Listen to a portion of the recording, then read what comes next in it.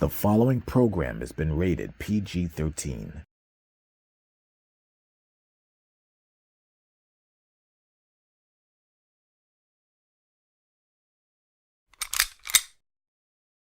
Shalom, Israel, giving honor and praise to the Most High God for the reading and the understanding of His Word. And I just want to say happy Sabbath out there to all of Israel. Happy Sabbath to every king, queen, princes, and princesses. This is our day to worship the Most High, the Sabbath day. And I'm so glad to be with you guys here today. Now, we are going to jump right into this topic here today. We are going to be talking about none other than Martin Luther King. All right. Now, as we all know from what America has indoctrinated in us about Martin Luther King, number one, he was a reverend civil rights leader / activist, and the triumph of his being in the end was that the nigga got shot, right? Is that not what's a part of the American lexicon? Is that not what they taught us in school? Was this not a part of their academic curriculum to make sure that we understood that? Yes, it is. All right. So for me to make that statement, there's nothing radical about that. That's exactly what it is. But what we are going to do today, we are going to observe the life and the times of Martin Luther King, and we are going to look at this from a biblical perspective. Now, number one, let me go ahead and mention something here. I want to make sure that I take this at the very top. As we all know, Martin Luther King was a what? He was a reverend. Am I correct? He was a reverend. The man had a church located in Atlanta on Jackson Street called Ebenezer Baptist Church. All right, so he was a Baptist pastor, and I'm laying that foundation down so that you can get the full understanding of exactly where I'm going and where I'm going to be reading from and the things that we are going to be talking about. I need to establish that foundation. All right, so I want you to open your Bibles to the 1611 King James Version Bible with the Apocrypha. As you know, that's exactly what I read from. But today is really going to take your attention because we are going to be bringing a lot of different mediums into this lesson today. Number one, we're going to absolutely be reading from the Bible. I'm also going to be reading articles and excerpts about Dr. King's life and his writings, and we're also going to be looking at historical footage. So gear up today. Any distraction that you may have, set it aside. If this is something that you cannot watch straight through, turn it off, go back and watch it later. It will be available here on YouTube unless they take it down. And my guess is that they're probably going to. So let's go ahead and get started. I want you to open your Bibles. But I'm not going to be reading from the scriptures just yet. I want to go ahead. I want to read an article about Dr. King. All right. And I'm going to, of course, leave the link in the description. But let's go ahead and get started with this here. All right. So this is the 50th anniversary of Dr. King's death. And before I even say that, now a couple of weeks ago, and the reason why we're even having this message here today is because of the observance of his birthday this past Monday. Now, as we learned a couple of weeks ago, that it is against the Most High God's laws, statutes, and commandments for his Israelites to be celebrating birthdays. So do you see how the nations keep us in sin? Do you see that? They want us to observe his birthday, and we're not supposed to do that. As I always tell y'all, these other nations know the things that we are supposed to do and not supposed to do to keep them in power. Because remember, when we sin, they stay in power. All right, so let me go ahead and let's start this off with this article. All right, and here we go. With the recent 50th anniversary of Martin Luther King Jr.'s death, many evangelical Christians have been celebrating his life. The Gospel Coalition hosted the MLK 50 Gospel Reflections from the Mountaintop Conference, lauding his life and work and calling on the church to reflect on racial unity then and now. All right. Title: Unorthodox Theology. Unorthodox Theology. Martin Luther King Jr.'s theology was very liberal. In papers he wrote during his time at Crozer Theological Seminary, he made his views clear.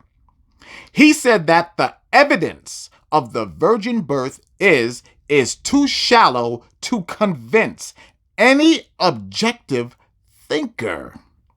He stripped the doctrines of the divine sonship of Christ, the virgin birth and bodily resurrection, of all literal meaning, saying, we could argue with all degrees of logic that these doctrines are historically and philosophically attainable. In another paper he wrote, now remember, these are the words of Martin Luther King Jr. In another paper he wrote, a supernatural plan of salvation, the Trinity, and substitutionary theory of the atonement and the second coming of Christ are all quite prominent in fundamentalist thinking. Such are the views of the fundamentalists, and they reveal that he is opposed to theological adaptation to social and cultural change. Amid change all around, he is willing to preserve certain ancient ideas even though they are contrary to science. Brothers and sisters, those are the words of Martin Luther King. We're not done, though. We're not done. He did not believe these doctrines, even though the Bible taught them. I'm going to read that again. He did not believe these doctrines, even though the Bible taught them. Instead, he rejected them as superstition because they did not fit his notions of modern science.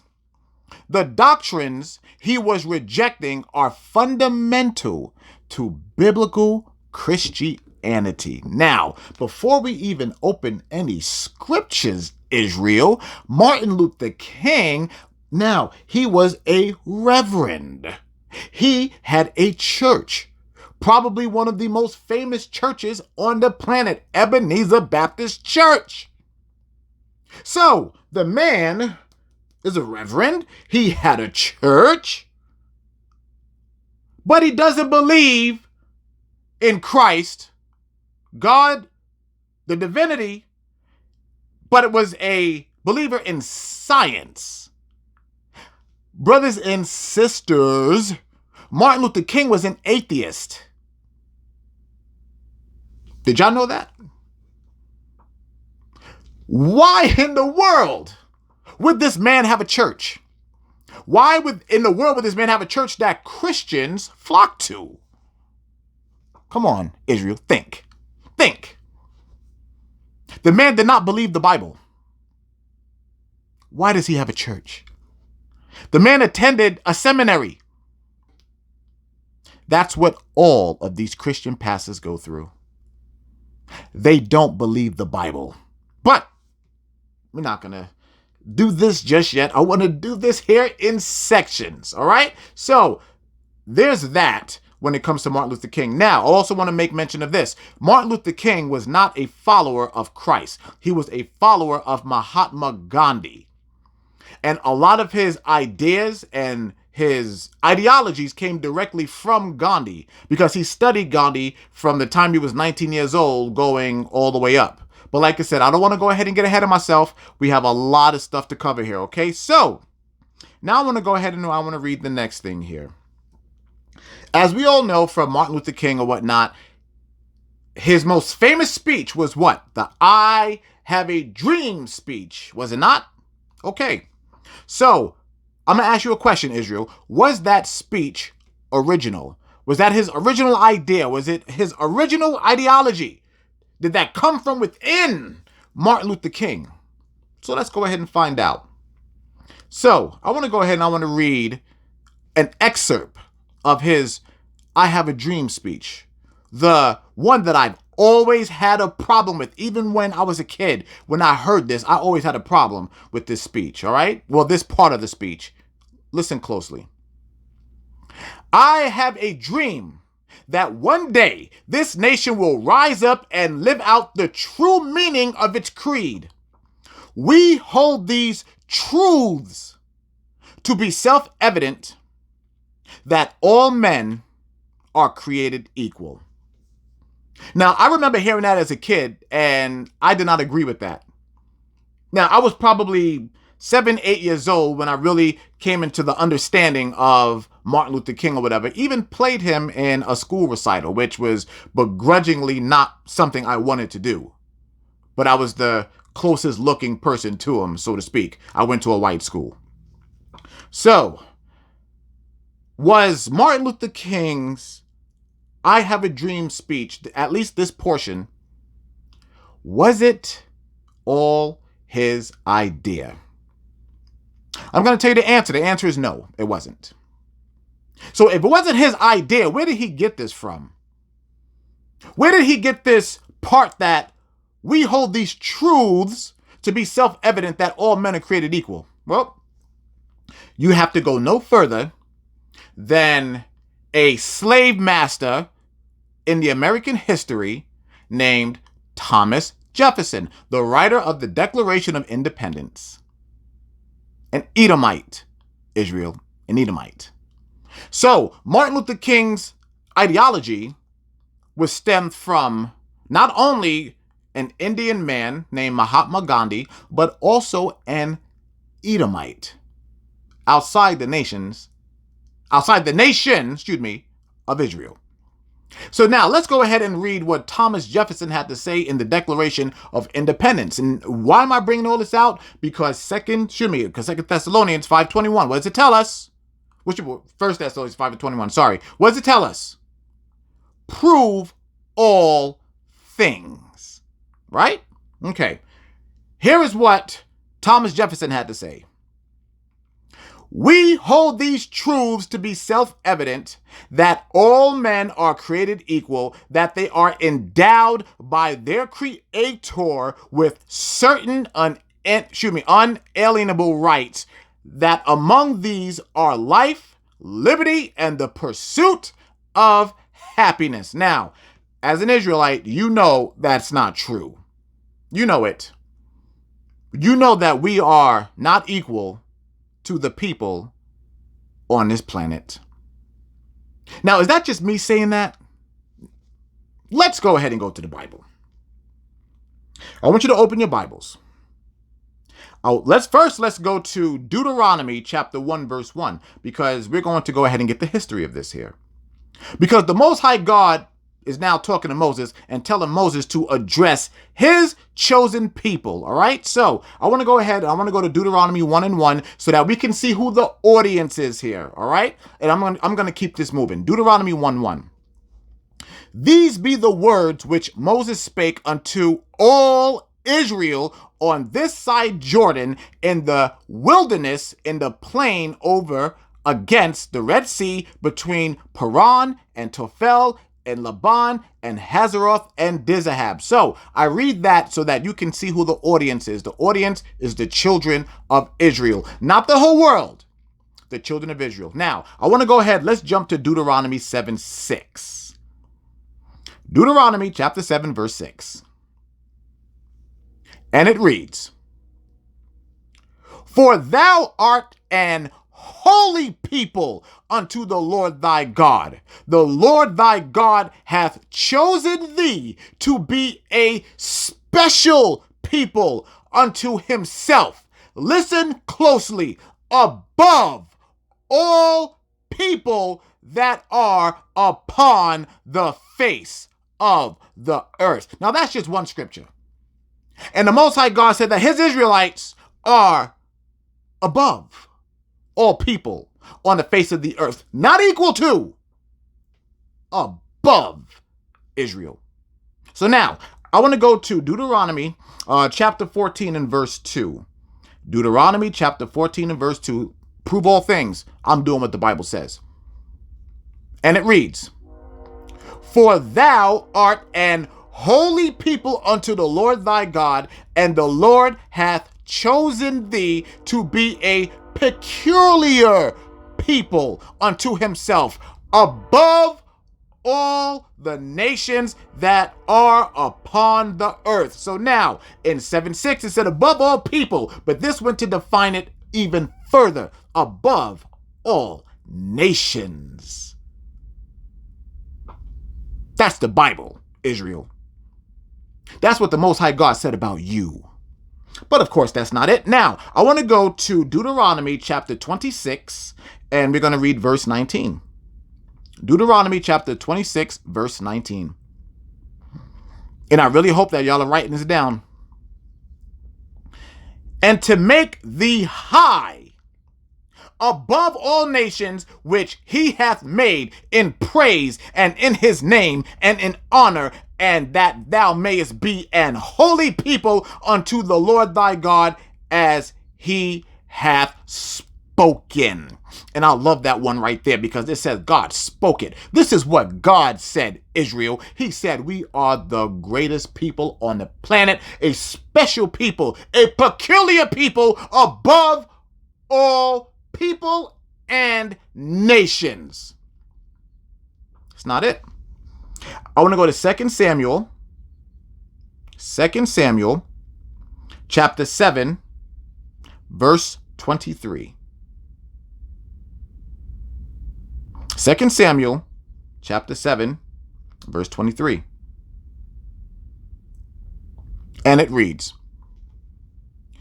and what one nation in the earth is like thy people, even like Israel, whom God went to redeem for a people to himself, and to make him a name, and to do for you great things and terrible for thy land before thy people, which thou redeemest to thee from Egypt, from the nations and their gods? For thou hast confirmed to thyself thy people Israel to be a people unto thee forever, and thou, Lord, art become their God. There's that separation again there, Israel. There's the separation again. I'm going to set this down for a second. As you can see, the Most High is continuing to separate Israel from everybody else on the planet. A special people, a peculiar people, a holy people. All right, like I said, we're going to let these scriptures talk today. So now I want you to go to 1 Kings chapter 8. 1 Kings chapter 8, and we're going to jump down to verse 53. And it reads, for thou didst separate them from among all the people of the earth, to be thine inheritance, as thou spakest by the hand of Moses thy servant, when thou broughtest our fathers out of Egypt, out of slavery, O Lord God. So again, you see that separation. The Most High makes it extremely abundantly clear that Israel is separate from every other nation on the planet. But that's not it. Now, I want to go to Psalms. Go to the book of Psalms, and we're going to read chapter 135 and verse 4. Psalms chapter 135 and verse 4. And it reads, now this is the precept. For the Lord hath chosen Jacob. Who's Jacob? Israel. Unto himself, and Israel for his peculiar people. So it's not just in the book of Deuteronomy. It's not in 2 Samuel. It's also in Psalms 135. Not to mention that it's all throughout this book, but I just want to go ahead and pick some things out here. Now I want to go to the New Testament. I want to go to Hebrews chapter 8. Hebrews chapter 8, and this is Paul. And we're going to read I'm going to read 8 through 13. And it reads, for finding fault with them, he saith, behold, the days come, saith the Lord, when I will make a new covenant with the house of Israel and with the house of Judah. And I want to make this very clear. Do you see how that new covenant says absolutely nothing about the other nations? It says between Israel and Judah, calling Judah out because we are the top tribe, the tribe that Christ comes from. Verse 9, not according to the covenant that I made with their fathers in the day when I took them by the hand to lead them out of the land of Egypt, because they continued not in my covenant, and I regarded them not, saith the Lord. For this is the covenant that I will make with the house of Israel after those days. I want to stop right there because guess what? Some people will go ahead and say, not according to the covenant that I made with their fathers. And they'll say, oh, well, you see, that's not the same covenant that they made with their fathers. It goes on to further explain it right here in verse 10. For this is the covenant that I will make with the house of Israel after those days. So right there, still saying it's only the house of Israel. But it's a new covenant because the old covenant had to do with sin. After this time, there will be no more sin. No more sin. That's why it's going to be a new covenant. And the kingdom will be ours once again, and it will never change. Never, ever, ever. Let's continue. Saith the Lord, I will put my laws into their mind and write them in their hearts, and I will be to them a God, and they shall be to me a people. So that is the new covenant there. We are going to be completely dressed inside and out with the laws, statutes, and commandments that we are supposed to be keeping right now. And there'll be no room for sin. We will never be able to sin again. That is the new covenant. It has nothing to do with the other nations getting in. Don't lie to yourself. All right, verse 11. And they shall not teach every man his neighbor and every man his brother, saying, know the Lord, for all shall know me from their least to the greatest. So what is the Most High saying right there? We're not going to be going around preaching to the other nations that they are able to get into the kingdom. This is what this says. We are not going to be going around telling everybody that this is something that they can do. Did you see how the Most High addressed that? Now, what does that have to do with Martin Luther King? Because Martin Luther King said that everybody's able, with all men are created equal. I don't want to jump ahead of myself, but I just want to go ahead and throw that in there. From the least to the greatest. So God said there'll be no need for that because these other nations are going to know exactly who I am. They're going to know that I've always been in charge. They are going to know that you guys, you Israelites, you kings, queens, princes, and princesses, that y'all have always been the cream of the crop, the apple of my eye. And y'all will be in the kingdom. They're going to be outside as your slaves. Verse 12. For I will be merciful to their unrighteousness, and their sins and their iniquities will I remember no more. There'll be no more sin. There'll be no need for it. In that he saith, a new covenant he hath made the first old. Now that which decayeth and waxeth old is ready to vanish away. So now why did I read all that? Why did I read all that? I read all of that because Martin Luther King was quoting an Edomite named Thomas Jefferson that said all men are created equal. The Bible clearly tells you that's untrue. We're not all created equal. At all. Israel's up here. Everybody else is down here. Israel's up here. Everybody else is down here. So what does that make Martin Luther King? It makes him a liar. It makes him a false prophet.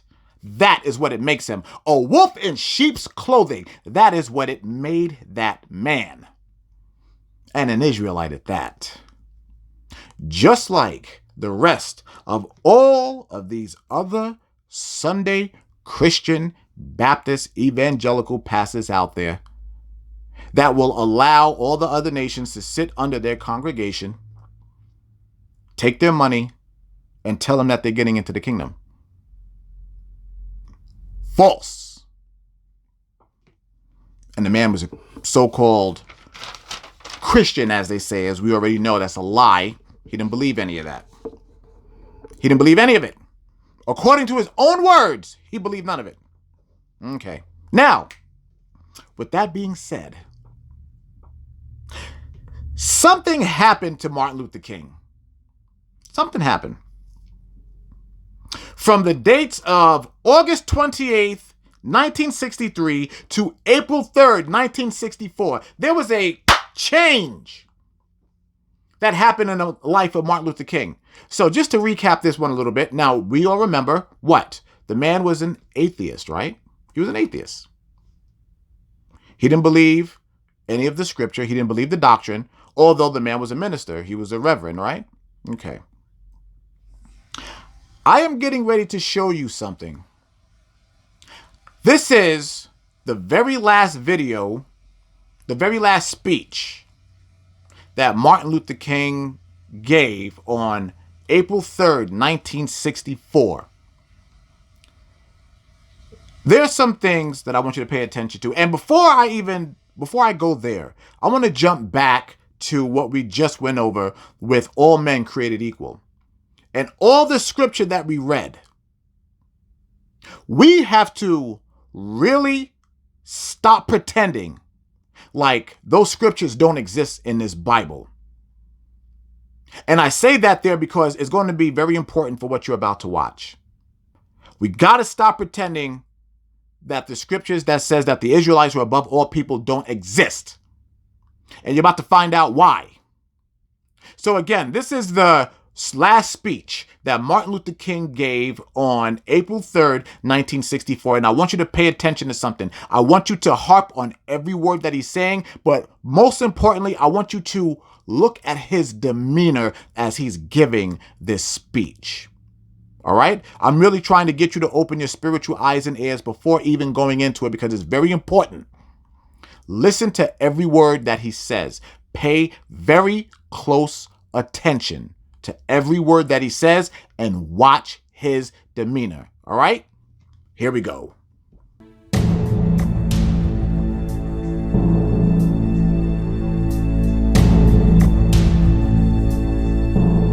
We've got to give ourselves to this struggle until the end. Nothing would be more tragic than to stop at this point in Memphis. I want to thank God once more for allowing me to be here with you.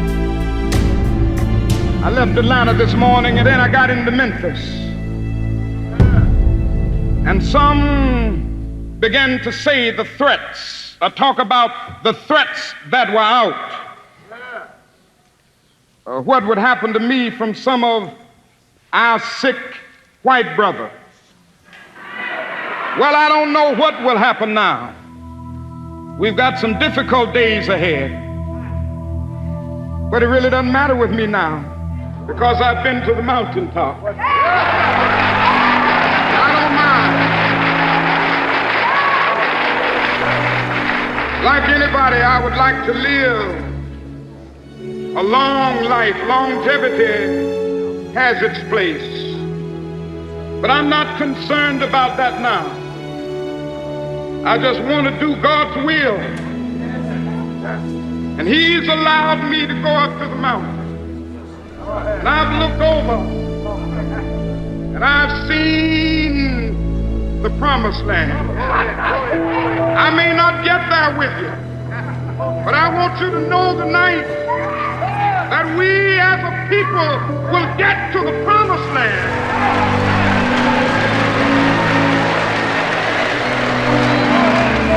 So I'm happy tonight. I'm not worried about anything. I'm not fearing any man. Mine eyes have seen the glory of the coming of the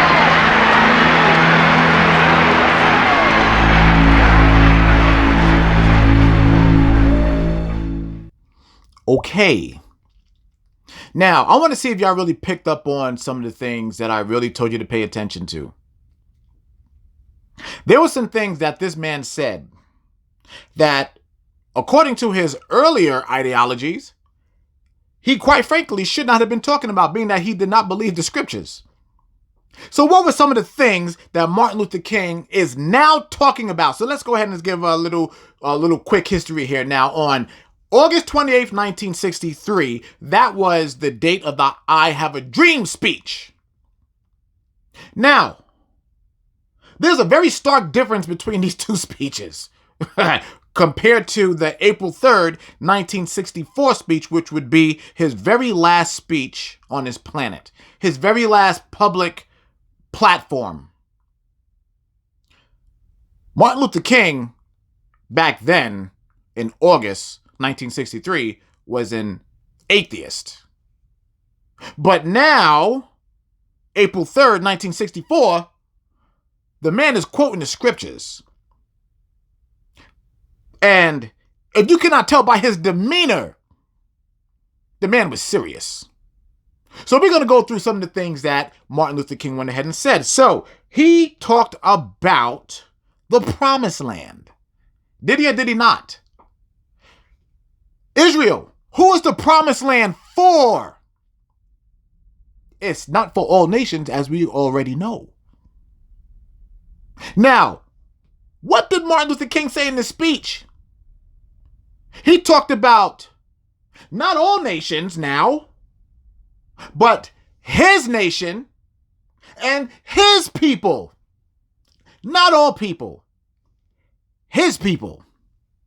So something happened to Martin Luther King between the dates of August 28, 1963 and April 3rd, 1964. Israel, Martin Luther King found out he was an Israelite. And like I said, we're going to continue to prove it. That speech right there should have proved it by itself. But of course, there's going to be some of you naysayers out there, some of you mockers that's not going to believe that. So let's go ahead and get into this here. Now, the biggest clue right now was that he started quoting the scriptures after the man we learned was an atheist in the beginning, right? So here we go. I want us to go to Exodus chapter 6. Exodus chapter 6, we're going to read verse 8. Exodus chapter 6 and verse 8. We're going to deal with the promised land. Exodus chapter 6, verse 8. If the man did not believe in the scriptures, now, like I said, up until this point here, why even talk about the promised land? And who's the promised land for? Here it is. And I will bring you into the land concerning the which I did swear to give it to Abraham, Isaac, and to Jacob. And I will give it you for an heritage. I am the Lord. And Martin Luther King went ahead and started talking about this promised land, and that his people were going to be led into the promised land. Not all people. His people. His people.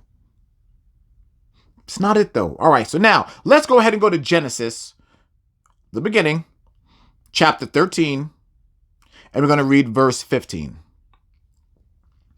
And it reads, For all the land which thou seest, to thee will I give it, and to thy seed forever. Thy seed forever. This land, this promised land, I'm going to give to thy seed. What seed? The seed of Abraham, Isaac, and Jacob, and so on. The land given to the Israelites. Israel. Okay, we're not done. Now I want to go to Leviticus. Go to Leviticus chapter 20, and we're going to read verse 24. Leviticus chapter 20, verse 24. And it reads, But I have said unto you, ye shall inherit their land. Whose land? And I will give it unto you to possess it, a land that floweth with milk and honey. I am the Lord your God, which have separated you from other people. Israel, what is Martin Luther King now starting to talk about? He is talking about Israelites gaining the promised land and being separated from all the other nations. During this time, at this moment right now, April 3rd, 1964, Martin Luther King knows he is an Israelite. Now, something was going to happen on the very next day. The very next day, Martin Luther King was going to give a speech letting the world know who the Israelites are. And of course, as we all know, on April 4th, 1964, Martin Luther King was murdered. But I'm not going to jump ahead of myself.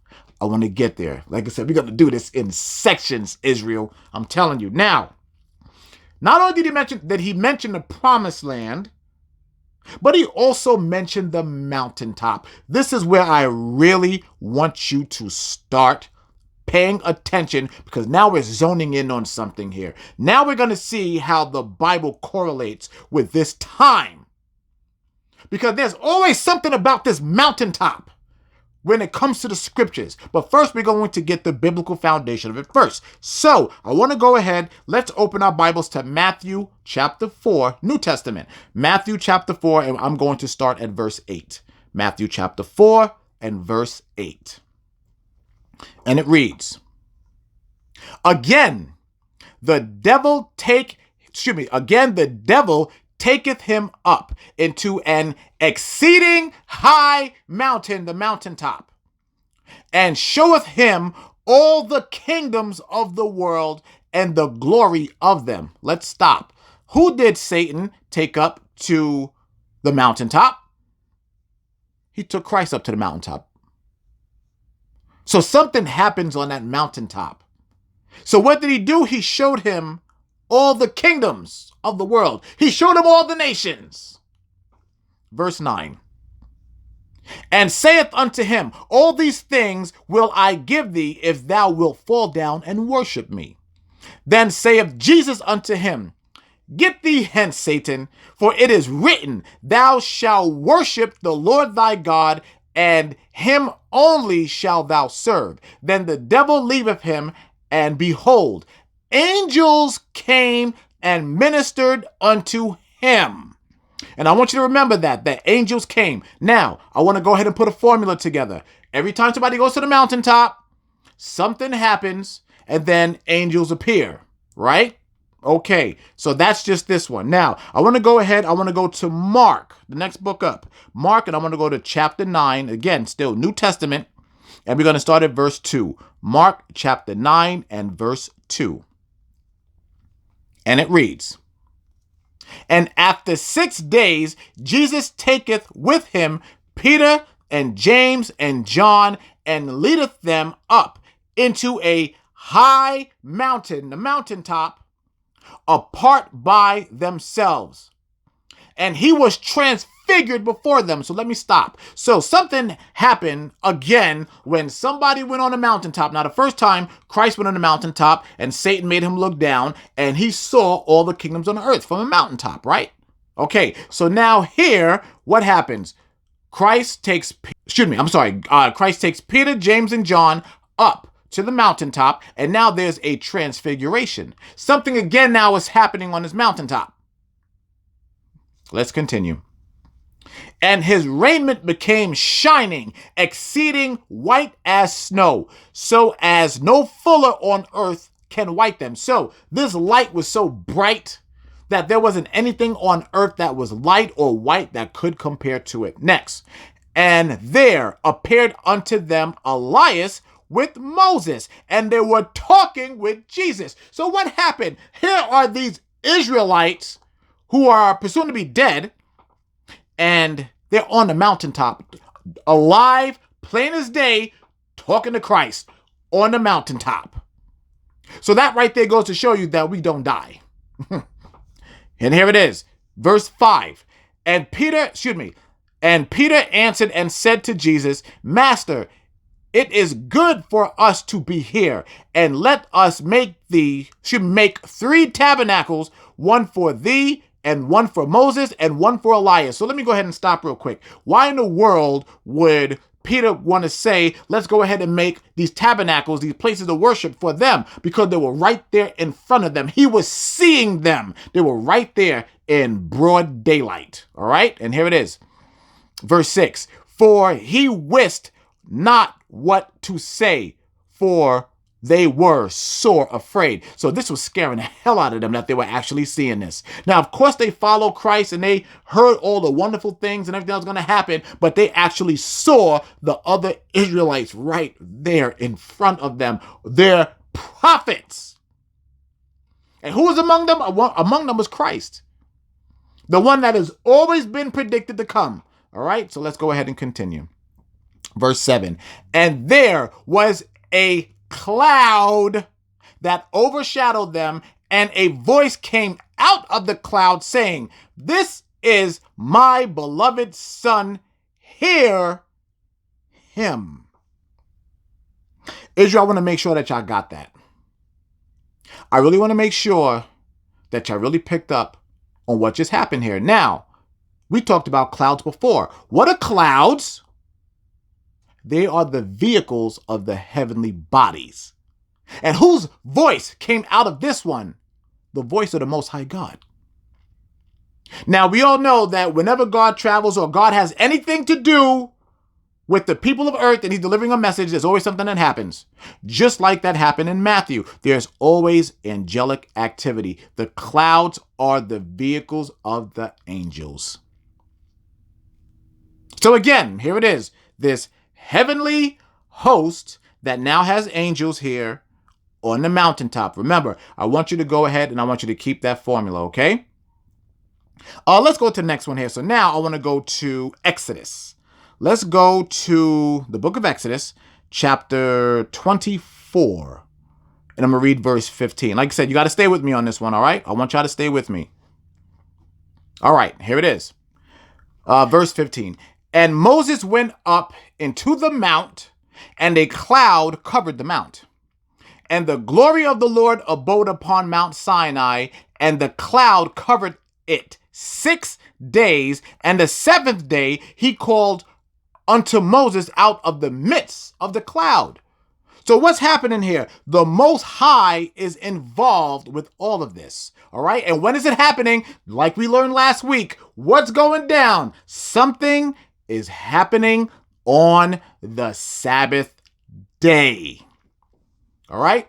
Verse 17. And the sight of the glory of the Lord was like devouring fire on the top of the mount in the eyes of the children of Israel.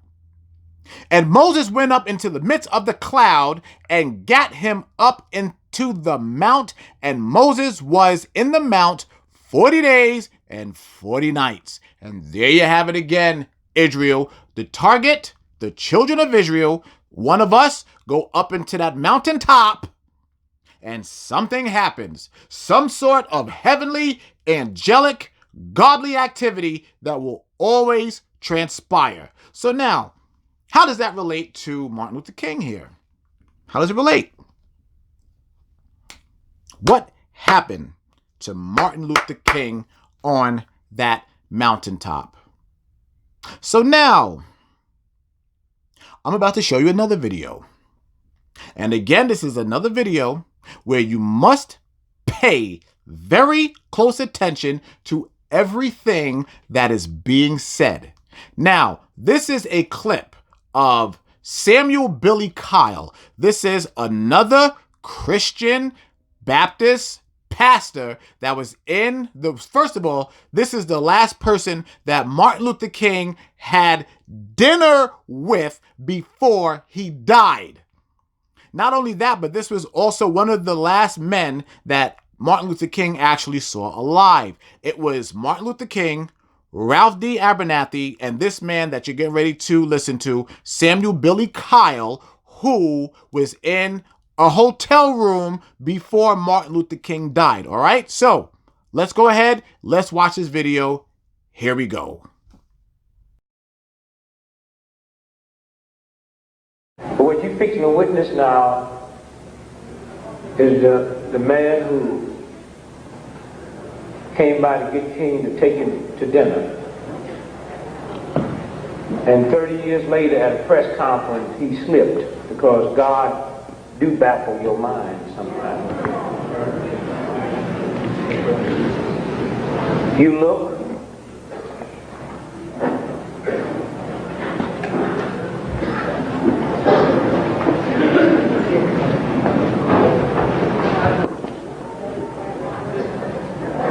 some of the activities are geared especially for the young who did not have a chance to get the feel or to know what the civil rights movement actually was about. Even as they marched, now they could have stopped in a hotel, but when you think about marching from Memphis to Jackson or Jackson to Memphis, there were no hotels.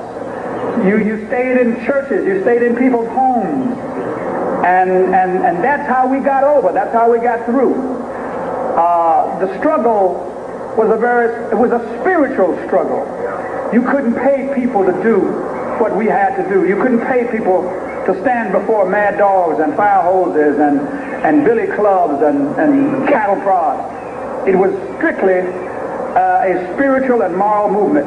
So we wanted that dimension to be in the pilgrimage to Memphis. We will revisit the mountaintop speech site. That's the Mason's Temple, where Dr. King made his last address, which he almost didn't make, because the night that we were having that rally, there were tornado warnings, and he was behind on the Poor People's Campaign. And he said, you guys go on over and have the rally. I'm going to stay at the motel and work on the Poor People's Campaign. When we got there and Dr. Abernathy walked in and Jesse Jackson walked in and I walked in and others, people started clapping because they thought Martin was behind us. And so Ralph's preacher sense said to him, this is not our crowd. And he went to the phone and called Dr. King. And that any of the marches that we had in those days, you have an opportunity to bring the children and bring the family and march with us. And when I finished sharing with them the last hour of Dr. King's life, a hurry. But that gave me the wonderful privilege of spending the last hour on earth. 3 preachers in a room, Abernathy, King, and Kyle. And we spent that last hour together in room 306 at the Lorraine Motel. The press is always curious, and writers, what went on? What did you talk about? I say, we just talk preacher talk. What preachers talk about when they get together. Y'all pay real attention to what you're fixing to hear now. About 5:45, we walked on the balcony, and he was talking to people in the courtyard. He stood here and I stood there. Only as I moved away, so we could have a clear shot, the shot rang out. Thank you. I turned around and there's nothing back on the balcony. Listen. Oh. Wait, listen. Listen.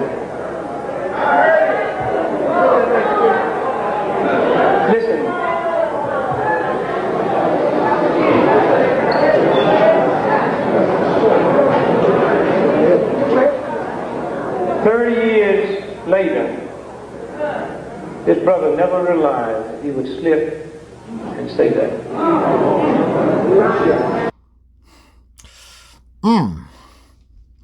Israel, how many of y'all actually knew about that? Those evil scumbag men. Did you see how, first of all, I love the fact that Dick Gregory made the statement that the Most High will baffle your mind. I don't know about how many of your minds are baffled out there, but how many of y'all knew about that? The man said he did this here and moved out of the way so they can get a clear shot. So what does that mean? They knew that Martin Luther King was going to die that day. They set him up. His own brothers, the very same men that were in these Christian seminaries, 3 pastors in one room. They set the man up.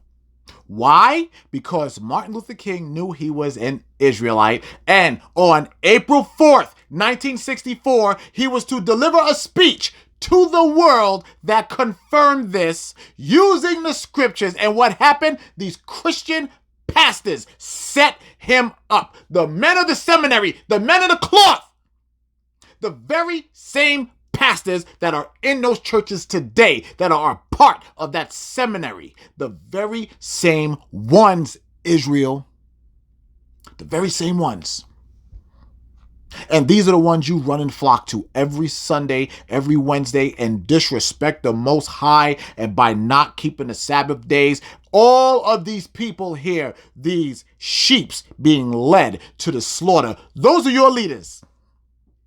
Those are your leaders for those of you that still go to the Christian church and will not get with this truth. His own people. And what do what does not, I keep saying the nations, what does America have you do? It makes you observe his birthday, as we know we are not supposed to do, in honor of his death. Isn't that something? Isn't that crazy? Come on now. This is proof right here, but we're not done yet. So there were some things that Samuel Billy Kyle said that can be taken directly back to the scriptures. So, one of the first things that he mentioned, right? There were tornadoes. How do we know that? Because he said there were tornado warnings going off. When does a tornado warning go off? When there's tornadic activity in the area. Right or wrong? So now, are there any mention of tornadoes and storms and things like that within the scriptures? Let's find out. I want you to go to the book of Nahum, chapter 1, verse 3. The book of Nahum, chapter 1 and verse 3. I want you to pay attention. I want you to listen closely. The Lord is slow to anger and great in power, and will not at all acquit the wicked. The Lord hath his way in the whirlwind, and in the storm, and the clouds are the dust of his feet. Now, the whirlwind, what's a whirlwind? The whirlwind is a tornado. So what was happening here? During this time that everything was going down with Martin Luther King or whatever, guess what? Whenever, I don't care where it is, whenever there's some tornadic activity going around, those are the angels whipping up those storms. For those of you who do not know this here, for those of you that don't know, now a tornado can either be on land or it can be in the sea. When it's in the sea, it is a hurricane. Now, for those of you that don't know this, the pathway of every hurricane since its inception has always been the same. When did this start to happen in history? It started happening during the slave trade. Now, during the slave trade and all the way up until now, all of the hurricane trails that they take is in the very same direction, sub-Saharan and transatlantic. They all come all the way of the trailway of the slave voyage. For those of you that did not know that, every time there's a hurricane, every time there's a tornado, that's the Most High carrying out judgment on these other nations. Y'all gotta understand that. You gotta understand how the Most High works. Where do usually all tornadoes take place? Well, let's just say here within the U.S. Where do they take place? They take place heavily in slave-populated areas. Always. They get it, or they even get it on the coast in North and South Carolina into Florida and all that. Guess what? The hurricane tears them up. And then inland, on land, like in states of Kansas, Oklahoma, the whole tornado alley where all of the slaves, where they had large population of slaves, what happens? Tornadoes kick their ass every year. All praises to the Most High God. So now what was going on during this time here with Martin Luther King on the day of his death? There was tornadic activity going on. What was getting ready to happen? He was getting ready to die. You cannot say for 1 second that this had nothing to do with it. So I want to go ahead. I want to read Nahum 1 again. The Lord is slow to anger and great in power, and will not at all acquit the wicked. The Lord hath in his way in the whirlwind and in the storm, and the clouds are the dust of his feet. We talked about those clouds already. What are the clouds? The clouds are the vehicles of the angels. Now, we all know when the Most High talks about the dust of his feet and the trampling, what's going to happen when the clouds come, which are the angels, and Christ coming in one of those as well, and they are going to be destroying the other nations with fire. Now, that's just one. Let's go ahead and go to Ezekiel. We're going to Old Testament, the book of Ezekiel. Ezekiel chapter 13, verse 13.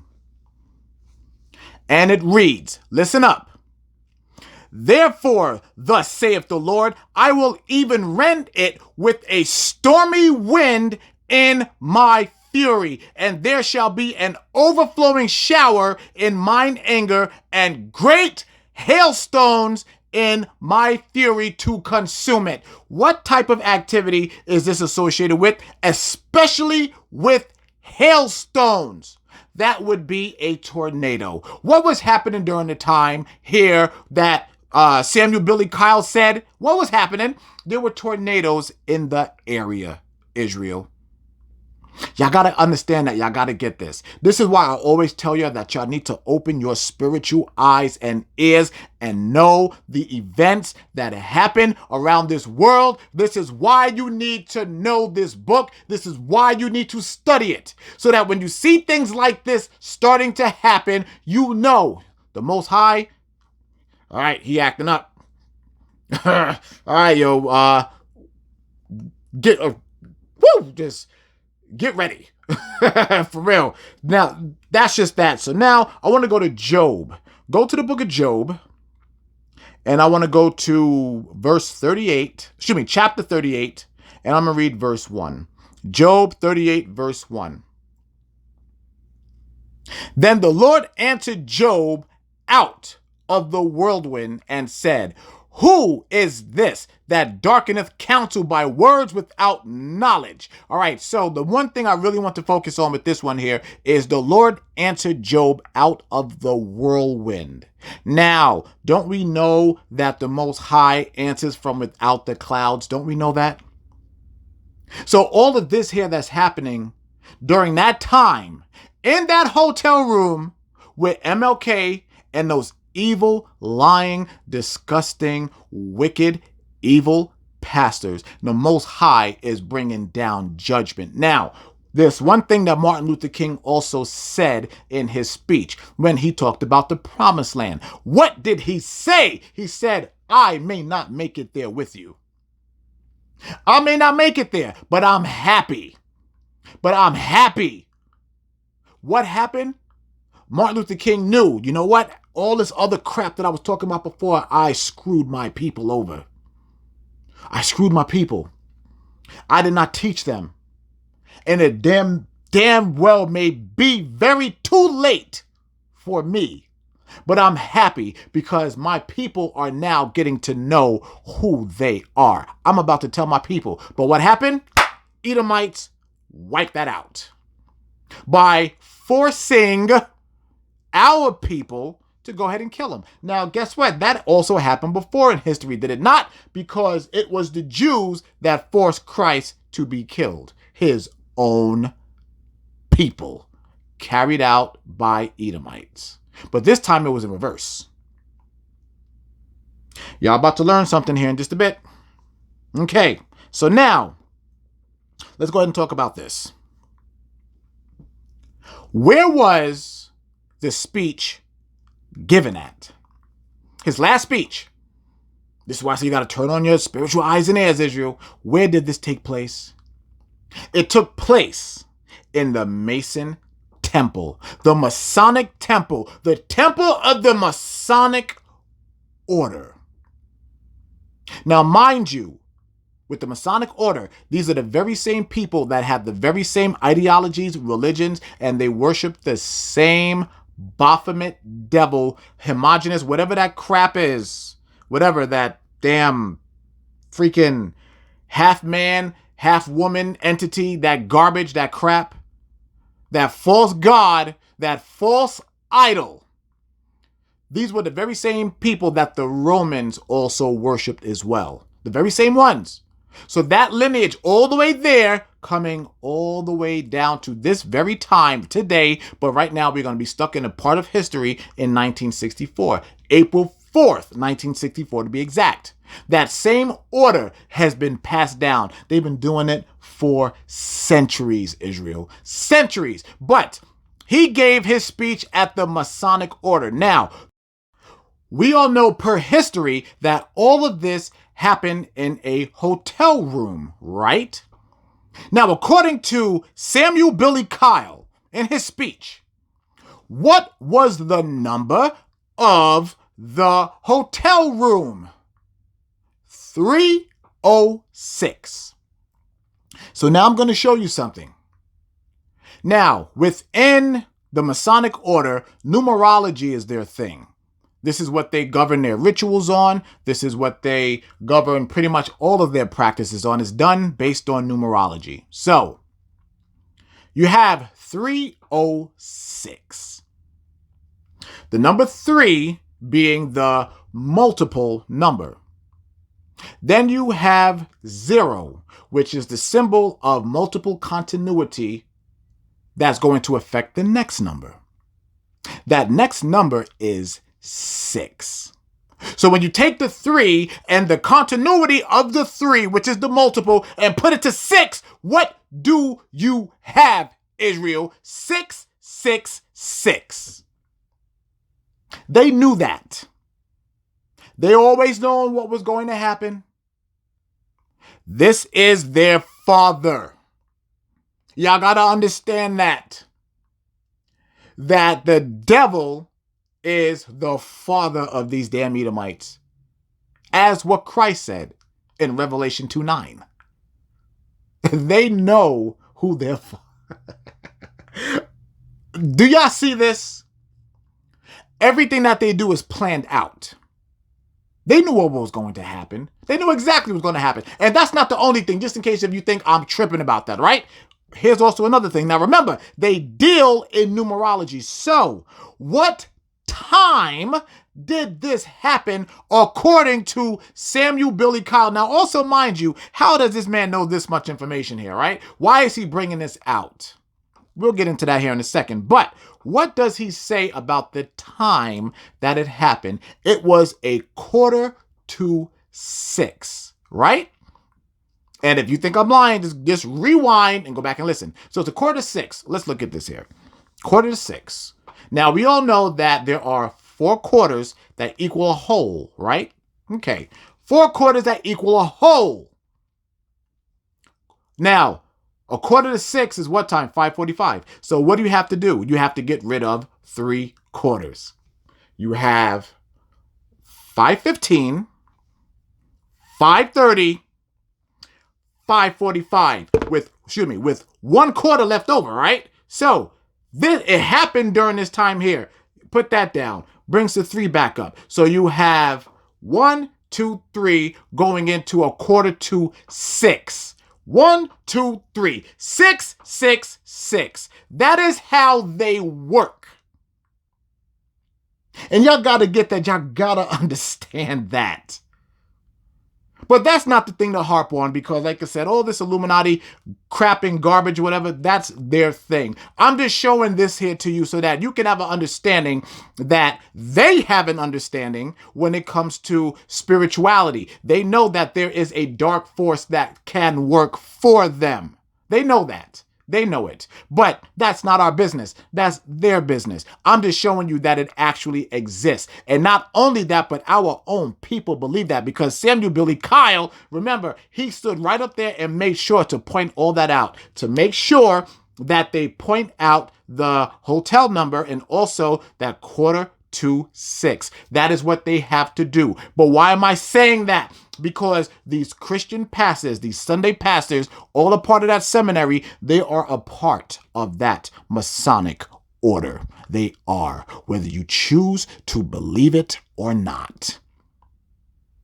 But that's neither here nor there. Those are for those of you that want to continue going to that damn Christian church. I'm telling you right now, you are in a cesspool of evil. You are in an evil temple when you walk into that Christian church. Not only that, but also because you are worshiping the sun god Ra. And not only him, but also the damn Baphomet and all of the rest of that garbage. It has nothing to do with the Most High God. It has nothing to do with Christ, as we learned earlier today. On this Sabbath day. But that could be too much information, right? Like, so a lot of this stuff could be lessons in themselves, but I don't teach the damn Illuminati. So, but like I said, I brought it to your attention for that particular fact. Now, I'm going to play you the last video. And this is a video of Harry Belafonte, who was an extreme friend to Martin Luther King. And I want you to pay attention to what Harry Belafonte says, all right? Again, spiritual eyes and ears open, all right? Here we go.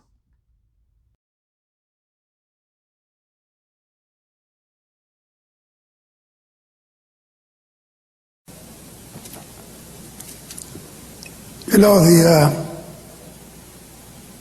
the last thing Dr. King said to me before he was murdered was in my home when we were sitting planning strategy for the Poor People's Campaign, which was on the horizon of the politics of the day. Martin said, you know, I've been thinking long and hard about our struggle. We worked tenaciously for our rights, and the culmination of all that effort will be reflected in what we've come to call the integration movement. And I sit here deeply concerned that I suspect we are leading our nation on an integration trip that has us integrating into a burning house, into a burning house, into a burning house. For Dr. King to have been in this place at a time when we seem to have been making great headway was a moment to pause and reflect. All right. I want to know how many of y'all picked up on what he said. A conversation between him and Martin Luther King, where he said he's led his people into a burning house. A burning house. What did he mean by that? It's very, very simple.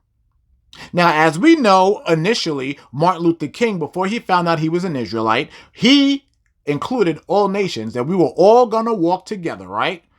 We hold these truths to be self-evident. And the reason why I had such a problem with that there, because I always knew that that statement wasn't true. It was not a true statement. He said truths, which is a lie according to the scriptures, right? Okay, so he thought at that particular time that all nations were able to go ahead and get in. But little did he know, he was leading his people to death. How do we know that? Because number one, we know that all nations are not included in salvation. We know that. Only Israel can obtain salvation. Only us. What's that burning house? He's talking about the book of Revelation. What's going to happen? What did we talk about? What did we learn was going to happen in the book of Revelation? That Christ and the chariots are coming to bring the fire to this planet, along with all the other creation and beings that the Most High is going to raise up this burning world, especially right here in Babylon, the daughter of Babylon, America. This is the burning house that Martin Luther King was talking about. And as we know, there are going to be 2/3 of Israelites that are going to burn in this house of the damn devil. I know it, so do you, because the scriptures say it. And Martin Luther King had that revelation. He had it. He knew it. Why? Because he knew that we are the Israelites, and he knew that there was going to be a certain sect of us that were going to be saved from that fire, and the other 2/3 is going to burn in it. Why? Because of one of his ridiculous ideologies that he had when he was an atheist. Y'all see how deep this is? Why don't they teach this in school? Why is this not a part of the American curriculum system? Why is it not a part of it? They don't want you to know this. That's why. Very, very simple. Very, very simple stuff. But guess what, Israel? You know it now. You know it now. So I'm going to go ahead and tell y'all straight up that y'all better not observe Martin Luther King's birthday anymore, as we learned last week. You can't do that. Stop observing it. You're in sin.